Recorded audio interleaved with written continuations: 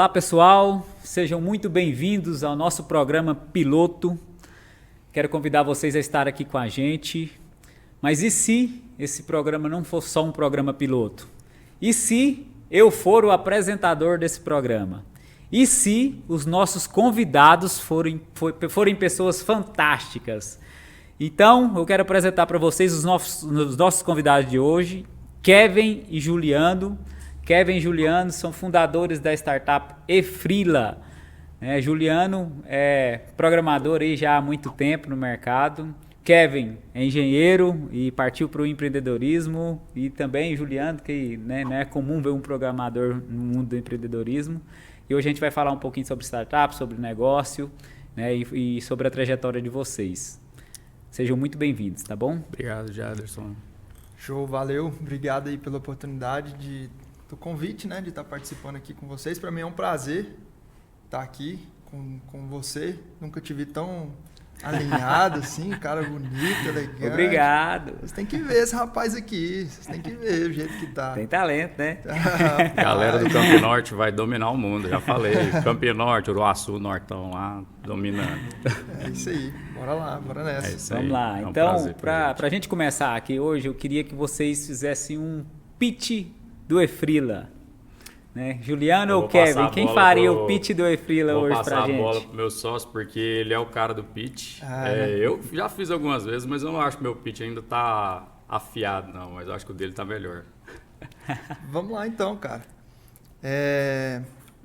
Hoje, o desemprego no Brasil chega a quase 10 milhões de pessoas. Mas isso é engraçado, porque a principal dor da maioria dos empresários é a mão de obra. Então acontece que a gente está vivendo em uma nova era, uma nova economia, que é a economia do bico. Hoje tem iFood, hoje tem a Uber, e isso traz renda. E as pessoas hoje em dia cada vez mais querem renda e não emprego. E isso atrapalhou muito a mão de obra nas empresas tradicionais. E daí surgiu a Efrila, que é um aplicativo para contratações de freelancers para bares, restaurantes, hotéis e eventos, que é uma demanda que já existe em bares e restaurantes, mas que a forma com que é usado para contratar esses freelancers é ineficaz, não tem segurança, e nós trouxemos segurança, nós diminuímos os riscos das empresas, nós trouxemos uma forma de gestão dos freelancers. A gente profissionalizou essa modalidade através da Efrila. Então, se hoje eu preciso contratar um Efrila aqui para o podcast para nos servir, por exemplo, eu coloco a vaga, oferto a vaga, já coloco o valor disponível, porque eu garanto para o freelancer que o pagamento será confiável, porque para pôr a vaga a gente já recebe o valor antes, então toda a vaga anunciada ela já foi paga. Beleza, eu coloquei o valor, eu coloco entrada, saída, função e disparar a vaga. Essa vaga é disparada para todos os freelancers cadastrados na base. Hoje já passa de 25 mil freelancers cadastrados. E começam a chegar candidatos que se interessaram nessa vaga que a gente disponibilizou. Só que, como funcionava antes? A pessoa coloca num grupo de WhatsApp, uma pessoa chama, ele não sabe onde mora, não sabe as qualificações, não tem avaliação. Às vezes não tem foto, porque se não tem um contato salvo, não tem a foto, né? E ali, hoje, o contratante consegue enxergar todos esses itens antes de selecionar a pessoa. E com vários candidatos que se candidataram ali, várias pessoas que se candidataram, ele analisa o melhor, que mais se encaixa no perfil e seleciona essa pessoa. Essa pessoa vai confirmar, chegou para trabalhar, faz check-in e check-out, no início e no final do serviço. No final do serviço que faz o check-out, o pagamento já é feito para a pessoa automático. Então não precisa mais você sacar dinheiro do seu caixa, não precisa mais você fazer um Pix, parar o que você está fazendo para poder pagar o freelancer, porque chega ali na hora que ele conclui o serviço, ele precisa receber para ir embora, só que às vezes você está ocupado para poder fazer o pagamento para ele. Não precisa mais disso, faz o check-out que ele vai receber da Efrila. E ao final você avalia o candidato, então melhora a qualidade do serviço, porque ele é avaliado no final. Se existir falta, ele sofre uma penalidade, sofre um strike, fica 3 dias sem poder se candidatar. Isso a gente informa, tá? Antes, então a pessoa quando ela aceita o compromisso, ela já sabe ali dos riscos, enfim. Então diminui o índice de faltas também. Então a gente criou uma solução para atender uma demanda que era de um negócio nosso, Só que essa solução a gente enxergou que era uma dor da maioria dos empresários no segmento de bares e restaurantes e a gente decidiu expandir. Normalmente quando eu falo para as pessoas sobre o E-Freela, eu menciono, na minha visão, que até foi uma coisa que o Kevin elencou algumas vezes, que é o Uber do trabalhador. Hoje, assim, a visão que a gente tem. Que para o empresário que quer contratar, que precisa, às vezes, de mão de obra, às vezes, emergente, né? Então, emergencial, né? Às vezes ele está ali no dia a dia, na correria, vai acontecer uma eventualidade, ele não teve como encontrar ninguém, o aplicativo resolve isso rapidamente, né?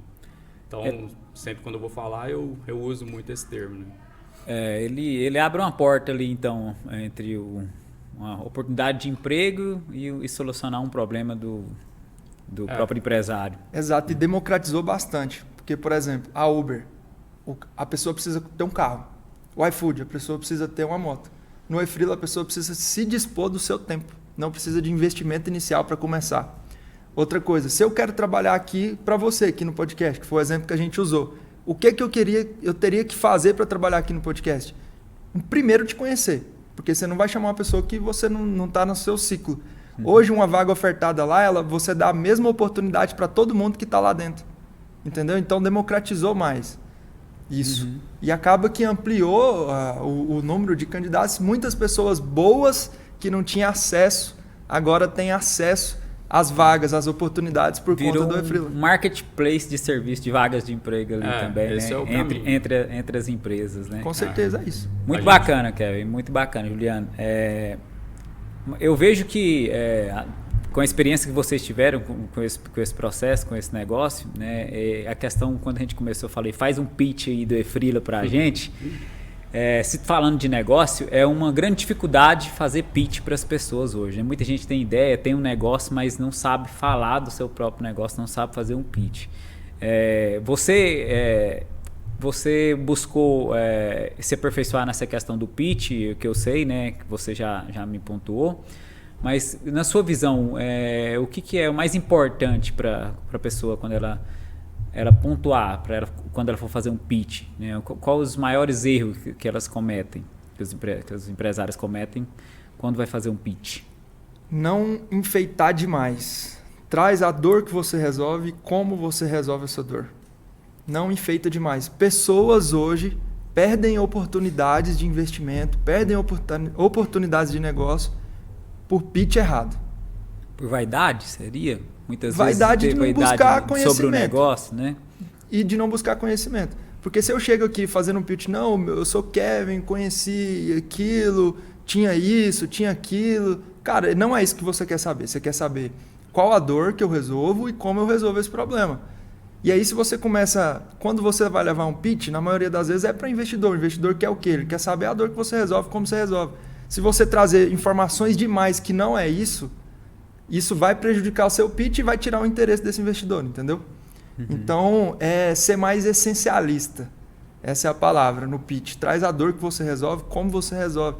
E tenha pitches prontos de 30 segundos, de 1 minuto, de 2, de 5, dependendo da oportunidade. Hoje aqui a gente tem um pouco mais de espaço, então eu fiz um pitch mais longo para trazer mais ou menos como funciona, porque durante o decorrer do podcast a gente vai falando. Então aqui eu já trouxe a clareza de início, meio e fim. Mas e se eu tiver um pitch de elevador? Como seria esse pitch, entendeu? Então a gente tem que estar preparado para todas as oportunidades. De 1 minuto, de 30 segundos, como você faria esse pitch? E eu vejo assim também que, por exemplo, casos e casos, né? Tem empresas que nunca buscam nenhum tipo de investimento.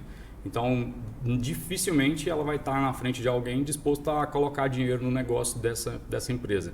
Mas ela precisa de apresentar, às vezes, até mesmo para vender para outras pessoas, né? Às vezes você precisa explicar o que é o seu negócio para um prestador de serviço, por exemplo, para que ele possa te atender melhor. Às vezes você precisa explicar o que você está fazendo. Não é vender só para ter o dinheiro, é vender para as pessoas entenderem o seu negócio, vender a sua ideia, né? Abraçar a ideia do negócio. O que eu vejo assim até o Kevin teve durante um tempo uma mentoria que ele estava auxiliando pessoas que queriam tirar ideias do papel, né? E eu participei da banca avaliando os pitches das pessoas. Então, assim, o que eu via é que na grande maioria as pessoas elas queriam demonstrar já como seria a execução e não o que ela vai fazer de verdade. Então, às vezes, o que eu vejo é a falta de entendimento realmente do próprio negócio. Não que a pessoa não entenda o negócio, mas como colocar aquilo para outro, sabe? Eu acho que é uma questão assim que as pessoas, quando vão construir o pitch, acabam se embananando nisso. Às vezes, e também é uma questão cultural, né? Porque falar sobre você mesmo não é algo comum, né? Acho que na nossa cultura não é nem considerado uma coisa muito legal, né, de fazer. Falar, eu faço isso, eu sou aquilo. Não é comum, mas é o que as pessoas mais gostam, acho que ao meu ver, é falar de si mesmo. Né? Todo mundo gosta de de falar de si, de contar suas histórias. Mas partindo disso aí, Juliano, o que você vê sobre o futuro, se falando de negócio, sobre o futuro dos negócios, né? Quais os modelos de negócio você acha que vai vir forte aí dos próximos anos e os modelos de negócios também que estarão obsoletos? Na minha visão, assim, falando de um ponto de vista de alguém que está dentro da tecnologia, né, já há um bom tempo, eu vejo que agora a gente vai ver uma virada aí de produtos de tecnologia de SaaS. Então, assim, o que é muito falado no meu meio já há muito tempo, mas para a maioria das pessoas vai começar a ficar mais comum se ouvir essa palavra, SaaS. Eu acho que é o próximo grande salto de negócio, pelo menos no Brasil, né? O mercado tecnológico ele sofreu agora um rompimento, né? Que a gente saiu de entregas de software on-premise, como é chamado, né? Que antigamente você comprava um CD, colocava na sua máquina e instalava, né? Então eu te entregava um produto ali do software. Hoje em dia não é mais assim, né? Você entra num site, coloca ali o seu cartão de crédito, contrata mensal, paga um valor que é uma parcela pequena do custo daquele software, porque você não está tendo acesso a ele mais instalado na sua máquina, então está sendo o custo todo transferido para dentro de um servidor e etc. Então, isso revolucionou muito a forma com que você consome os produtos tecnológicos. Na minha visão, pode até ser um pouco assim, eu acho que essa mudança vai causar um impacto muito grande na indústria, nos comércios, como um todo. Porque você imagina só, antigamente você precisasse contratar ou comprar, né, o Photoshop, vou falar especificamente esse produto. Você ia ter que desembolsar milhares de reais para comprar a instalação dele e ter acesso a ele na sua máquina, licenciado, né? Estou falando não pirata, né? Hoje não, hoje você vai lá e paga R$49, você tem acesso a ele na plataforma da própria Adobe, que é a desenvolvedora. Então isso cria um momento de mudança muito grande, porque o acesso muda. Então, eu vejo que em todos os segmentos vão sofrer transformações tecnológicas, lógico, porque vão melhorar, né, na minha visão, a forma com que as pessoas lidam com o negócio por conta disso. E o que é um SaaS? Um SaaS é um Software as Service. É você contratar um software como um serviço, não como um produto que você vai pegar ele e levar embora para sua casa. Como esse microfone, por exemplo, que você vai lá na loja, pega a caixa dele, compra, paga e leva embora para sua casa. Você basicamente, como serviço, eu iria apenas contratar esse microfone aqui, vou usar ele, se amanhã resolver não usar mais, cancelo e vou embora. Então eu não tenho que desembolsar um valor total do produto, né? Mas vamos fazer uma... Vou te fazer uma pergunta aqui, quero que você responda com toda a sinceridade do mundo. Põe a mão na mesa aí, você jura que você vai responder com verdade. Vou tentar. Seja sincero. Você é hacker? Não, eu não sou hacker. Mas eu acho que... Já teve vontade de hackear alguma vez? Já, assim, quando você começa a estudar desenvolvimento de software, é impossível você não chegar nesse momento, né? Na engenharia de software, que é a minha área, é até engraçado que o Kevin é engenheiro, também sou engenheiro, só que são engenharias diferentes, né? Mas o que acontece? Você chega nesse ponto de ter que estudar vulnerabilidades, até assim, se eu não entender de como posso ser atacado, como vou me proteger? Então eu tenho que entender, lógico que o nível de profundidade que eu tenho, se comparado a um hacker ético, que é um hacker que estuda para encontrar vulnerabilidades em sistemas, eu não estou estudando nesse nível de profundidade, né? Mas eu entendo quais são os pontos vulneráveis de um software, consigo trabalhar isso em cima dos meus softwares. Você né? entender de hacker, então, não é só para atacar algum sistema, é se proteger. É para se proteger. Então, segurança da informação, que acho que agora Depois do SaaS, o próximo grande movimento tecnológico, na minha visão, nem é inteligência artificial, é segurança da informação. Porque a segurança da informação, ela vem antes de tudo isso. Você imagina só, você começa a ter problemas na sua casa e começa a escrever pesquisas no Google. Se sua conta que está vinculada a essas pesquisas, dependendo de algum problema que você está procurando, eu estou aqui com uma porta que está com a tranca estragada, aí você vai lá no Google e pesquisa. Se alguém tiver acesso a essa informação, ela pode usar essa informação para te roubar, para invadir sua casa, para uma série de coisas. Então, se você não tiver segurança sobre os seus dados, sobre suas contas, sobre os seus dispositivos, você está em risco, de verdade. Talvez essa seja a maior barreira hoje em relação à tecnologia, a segurança, né? Das pessoas se aderirem a esse movimento, né? Sobre a inteligência artificial, o que você acha sobre a inteligência artificial hoje? Em relação a minha visão, assim, agora está o boom, né? Então, só para deixar claro aqui, gente, o Juliano não é hacker, vocês ouviram muito bem, né? Mas assim, voltando ao hacking, todo mundo tem um pouco de hacking. Quando você tenta, às vezes, resolver alguma coisa por si só dentro da sua casa, às vezes a tomada estragou lá, aquilo ali é um hacking. Você está tentando resolver uma coisa que, às vezes, você não tem o domínio total. O hacking é um pouco disso, é um questionamento interno. Será que eu posso fazer isso aqui de uma forma diferente? Será que tem uma outra forma de eu quebrar esse sistema? Enfim. Acho que o hacking, você pode levar para sua vida, né? Então, às vezes você está com um problema, você precisa de encontrar um caminho diferente. O hacking, ele vem de uma premissa assim, sabe, também. Mas, voltando à inteligência artificial que você tinha falado, para quem é da tecnologia, a gente já está ouvindo sobre inteligência artificial já há um bom tempo. Eu já uso a inteligência artificial há mais ou menos uns 2 anos para trabalhar, que é um copilot que chama, um copiloto. Ele me auxilia como se fosse uma segunda pessoa programando comigo. Mas eu vejo que a tecnologia desse ponto de inteligências artificiais ainda vai precisar evoluir muito para ajudar a gente de uma maneira assim mais eficiente. Acho que por enquanto é mais uma questão de gerar textos mesmo, sei lá, identificar um momento que você chega na sua casa ali e já ligar a sua lâmpada, coisas desse tipo. Pensando nisso aí, você olhando para aquela câmera ali, fosse deixar um recado sobre inteligência artificial para a sociedade, o que você alertaria? O que eu alerto é que não se preocupem. A inteligência artificial ela não vai ser isso que a gente viu nos filmes. Eu acho que está muito longe de chegar nisso. Para ter consciência psicológica e etc., a inteligência artificial acho que vai levar ainda muitos anos. Mas a inteligência artificial, como toda tecnologia, ela só se destaca por conta de nós, humanos.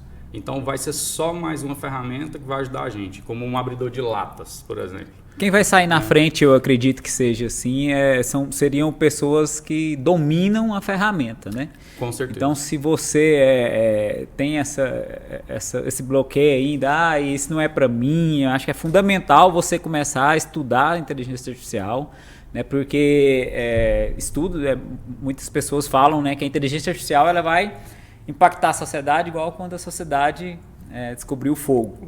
Né? Então, isso realmente é um dado, enfim, você tá doido, né? Fora da curva. Mas, e você, Kevin? O que você pensa em relação aos negócios que poderiam estar obsoletos? Modelos de negócio que estariam obsoletos?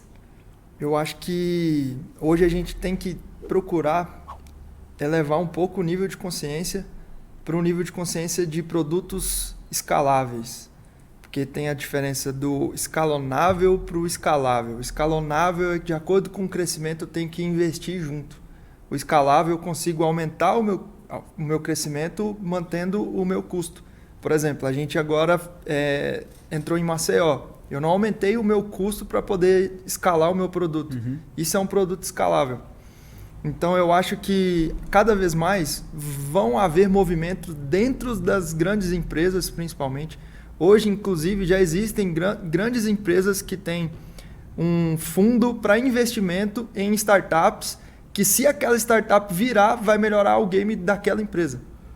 Ecossistemas, então, né? Fortalecer o ecossistema. Por exemplo, uma grande rede de alimentação, se lá no início tivesse, eu não sei como foi a história do iFood, investido no iFood. Pô, o iFood aumentou o faturamento daquela empresa. Então é bom para aquela empresa que aquela startup dê certo. Seria um braço, né? É um Jogo braço do daquela equity, né? empresa. Você aumenta soluções, né? Uma empresa fomenta outra dentro do ecossistema, Uma empresa presta fomenta serviço outra. para outra, aumenta o valor de mercado. E cada vez mais a gente tem que procurar dentro da nossa empresa como a gente faz para poder tirar mais resultado dentro daquela empresa. Por exemplo, a Gillette, ela se destacou no mercado vendendo só as hastes, a pessoa comprava só a lâmina. Então o cara que tinha uma haste, ele não ia comprar de outra marca. Ele ia comprar só a lâmina para poder encaixar na Gillette que ele já tinha. Então, assim, existem várias marcas que já têm esse nível de consciência que precisa de se destacar no mercado. Hoje eu vejo que não é mais produto, tem que trazer experiência junto. Se o cara que só vende produto, ele vai ficar para trás. Tem que trazer experiência. As pessoas, hoje em dia, buscam mais experiências, até porque, por exemplo, você está na tela do celular ali no TikTok ou no Instagram, você está a todo momento tendo emoções.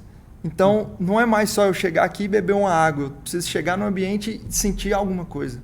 Então, tem que trazer experiência para o cliente. E quem não trazer vai ficar para trás. Quando vocês começaram nessa jornada no Efrila, o que te moveu mais? Foi o dinheiro ou o propósito? Foi o do propósito. negócio? Foi o propósito, com certeza. Tanto é que quando a gente começou com esse produto, a gente nem sabia o que era uma startup na real, tipo de rodadas de investimento, que seria uma empresa que a gente ia construir por equity. Não, a gente primeiro pensou em uma ideia que solucionaria uma dor. Depois, começamos a receber feedbacks, entendeu que aquela dor era muito forte dentro das empresas, mas que ainda mais na casa das pessoas, dos freelancers. Que existem pessoas que não podem trabalhar CLT. Às vezes a gente entra numa nova cidade e tudo, aí tem alguns comentários falou, poxa, esse aplicativo e tudo vai tirar o CLT. Não é assim. Tanto é que tipo a Casa Cortella, que é um cliente nosso, a gente teve essa semana lá, ele contratou 2 freelancers do Efrila e contratou os dois. Efetivou os dois. Então é o seguinte, só que se a gente começar a olhar com um olhar egoísta, de olhar só para o meu, a gente está blindando as nossas visão sobre o mundo. E existem pessoas que não podem trabalhar CLT, que não podem ter o compromisso de 30 dias. Não é dados mais só que importam, né? São pessoas ali, né? Além de números. É o que eu falei, né? A tecnologia ela é um mero acessório. A gente não é sobre tecnologia, é sobre pessoas, né? É totalmente sobre pessoas. A tecnologia é uma ferramenta que ela vem para poder dar escala. Mas o negócio são pessoas. São pessoas que estão trabalhando, são pessoas que estão ofertando vaga. É sobre pessoas. A tecnologia é só a ferramenta que ela veio para poder o negócio conseguir escalar de uma forma maior com a tecnologia. O relacionamento de vocês dois hoje dentro do negócio é bom? É tranquilo? É tranquilo e é complementar, né? Nós somos totalmente complementar. Tipo, ele joga um game, eu jogo o outro. Então isso... diferentes, assim. É muito importante ter um bom relacionamento, né, gente? Porque sociedade é igual casamento, né? Então você escolhe ali, seguir junto com a pessoa, e eu acho que o sócio errado ele atrapalha o negócio. Eu ainda acho assim que a sociedade ela ainda é bem mais complicado do que o casamento, porque o casamento você gosta da sua mulher. Eu acredito que você tá com ela porque você gosta dela, porque você ama ela. Eu amo a vida desse cara. Eu gosto dele, mas é diferente, né? Então, às vezes, assim, a gente não concorda. E, às vezes, também, assim, cada um tem seus dias, né? E, assim, a sociedade, muitas vezes, você tem que conviver com o cara porque você tem ali um compromisso, uma responsabilidade que você tem que levar. E, às vezes, você não sabe, você tem que estar ali todo dia fazendo o seu melhor, e é uma questão mesmo de relacionamento mesmo. Então, é mais fácil você ter um relacionamento com pessoas que você tem muita intimidade e com quem você gosta, onde é a sua zona de conforto, do que, às vezes, com um sócio que você não tem, às vezes, a mesma intimidade que você tem dentro da sua casa, né? Então, é diferente. Todo relacionamento entre pessoas, onde há pessoas, há tretas. Então, todo relacionamento entre pessoas, há tretas. Só que tem que saber gerenciar esses conflitos. A partir do momento que o conflito se torna um confronto, aí já pulou a linha. Aí já tem que analisar e rever. Mas assim, eu sei que... Vocês dois são casados, né? Somos um Casado, casal. Não um com o outro. Casado Fala, com as nossas esposas, né? Somos um esposas, casal no um negócio, outro mas também, cada um viu? Mas casado também. Um com o outro também, né? Porque o contrato social ali já era. Então, mas... E a esposa de vocês não sente ciúme desse relacionamento? Que vocês ficam muito tempo juntos, né? Eu já até conversei. Você fica mais tempo juntos do que com as esposas? Mas assim, já está num nível em que nossas esposas já estão casca grossa já com o trajeto de empreender. Já entende bem isso. Até eu falo assim que se você não empreende junto com mais alguém, é muito mais difícil. Esse mais alguém, eu falo, por exemplo, você está querendo criar um negócio, é só você criando um negócio, sua esposa não está vindo junto, cara, vai ser mais, não estou falando que é impossível, é mais difícil. Porque às vezes você tem que sacrificar e abdicar de coisas que se a outra pessoa não concordar e não tiver comprado esse sonho junto com você, você não vai ter a mesma resiliência para manter, entendeu? Você acha que dependendo do negócio pode estragar o relacionamento? Com certeza, isso aí é um dado que se a gente puxar aí, você vai ver que tem muitos negócios que acabam estragando as famílias, né? Então, assim, é uma questão que você tem que vender o sonho mesmo. No meu caso, só para pontuar, quando o Kevin me ligou, quem me vendeu a ideia foi a minha esposa. Ela, eu contei a ideia porque depois de muitos anos, estou nesse mercado há mais de 15 anos, trabalhando com desenvolvimento de software, eu já ouvi muita ideia, muita história, sabe, milagrosa, que vai ser milionária. E às vezes quando chega uma ideia para você, você já está com aquele ceticismo ativado já. Você vai, eu vou te contar uma história, uma ideia. Fala, tá, conta aí, mais uma. Aí você ouve. Aí ele me ligou e falou, eu falei assim, aí eu, cara, pode ser interessante realmente. Mas eu falei com ela, não, mas eu não queria mais desenvolver ideia não. Queria só continuar o nosso produto, o nosso SaaSinho aqui indo. Aí ela falou, mas essa ideia é muito boa e tal. E ela pôs a fé, sabe? Aí ela me vendeu a fé. Ela falou assim, isso vai ser gigantesco e tal, tal. Ela viu antes de mim, sabe? Ela foi lá com os olhos da fé, né? Então ela foi uma peça fundamental para você embarcar, né? Então se ela estiver vendo esse episódio, você estiver assistindo, deve estar orgulhosa nesse momento, Tati, né? Porque parabéns para vocês, porque o negócio tem quanto tempo, Kevin, que vocês desenvolveram o projeto? Começou a rodar MVP em outubro do ano passado. Então nós temos 3 mais 7, tem 10 meses, né?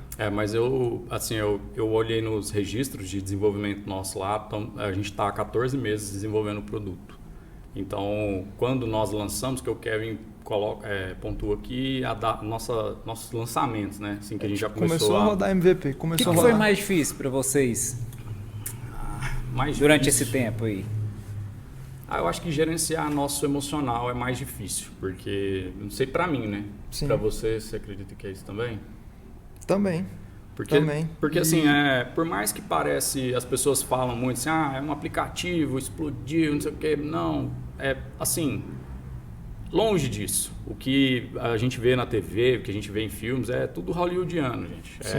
Startup, é muito skin the game mesmo, acordar todo dia cedo e trabalhar e dormir tarde e tendo que lidar com pressão, porque você está lidando com dinheiro de terceiros, você tem que mostrar resultado, você tem que mostrar que o produto para em pé, que você consegue resolver os problemas rápido. Então, assim, Testa, corrige, é tudo muito rápido, cara, né? E startup é tudo muito rápido. O crescimento é rápido, a correção tem que ser rápido, os resultados vêm rápido, é tudo muito rápido. Uma pecinha errada, tipo o baralho. Você tá montando ele aqui, né? Aquela castelo de baralho, de cartas. Tirou um aqui, demora toda, aí você tem que construir de novo. Então, assim, esses dias a gente soltou uma atualização na sexta. E aí essa atualização veio com bug. Sábado, domingo é nosso maior movimento. Aí o suporte já estourou, entendeu? Nossa, já existe um negócio assim no meio de desenvolvimento, sexta-feira sem deploy, que fala, que é sem mandar atualização, né? E aí eu acabei, como eu estou muito imerso, tem dia que eu não sei nem que dia é. Você fala para mim que hoje é segunda, eu vou concordar com você, não sei nem que dia que é não, e para mim não faz diferença, porque eu trabalho do mesmo jeito todo dia. Então, quem se preocupa com sexta, sábado, domingo é quem é funcionário de carteira assinada, trabalha de segunda a sexta. Assim, sem nada contra, gente, mas é porque é o seguinte, eu tô explicando assim Não, e a gente solta diversas atualizações, o jogo é diferente, mini atualizações, né? O contexto, porque se eu falar desse jeito, às vezes parece que eu tô sendo contra. Não, é porque no dia que eu fui soltar a atualização, não sabia nem que dia era. Para mim, e era um domingo. Domingo? Sexta. Aí eu, beleza, atualizei. E era um dia de muito movimento. Nossa, eu tava sem perceber isso. E acabou que tinha um bug. E aí, quando você tem algo muito grande, igual...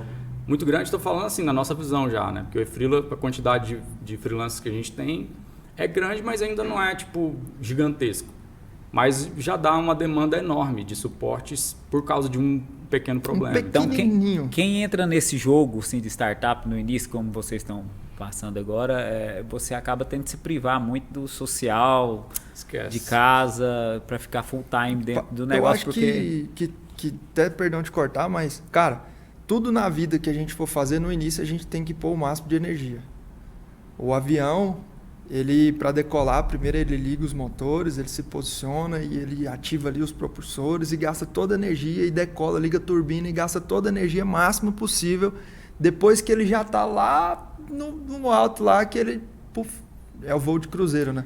Então, no início tem que pôr muita energia. Então, assim, não só startup. De modo geral... Essa seria a mensagem que você deixaria, se alguém estivesse olhando você agora, que estivesse começando nesse jogo, seria essa mensagem que você deixaria?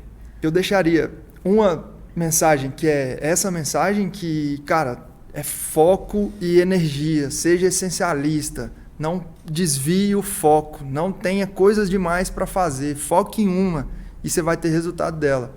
Outra coisa que a galera mistifica demais startup. Ah não, eu não sou da tecnologia, ah não, isso é coisa de desenvolvedor. Cara, eu faço asfalto, eu sou engenheiro civil, mas pôr num prédio eu não sei nem errar, eu sei fazer asfalto. E não sou nerd, não sou da tecnologia, mas a gente nos colocamos ao risco de desenvolver um negócio. Então você não precisa ser da tecnologia ou nada do tipo. Você tem uma ideia de um negócio, você acredita nele, foco e energia nesse negócio. Procura parceiros, contrate empresas que seja. Eu tive a sorte de encontrar um parceirão que, além de ser desenvolvedor, tem um olhar empreendedor, que igual você falou no início, que não é todo mundo que é assim. Mas assim, se eu tivesse só tido a ideia e pensado, pô, eu não sou da tecnologia, então o que eu vou mexer com o aplicativo e saído do foco, hoje a gente não estaria aqui, por exemplo.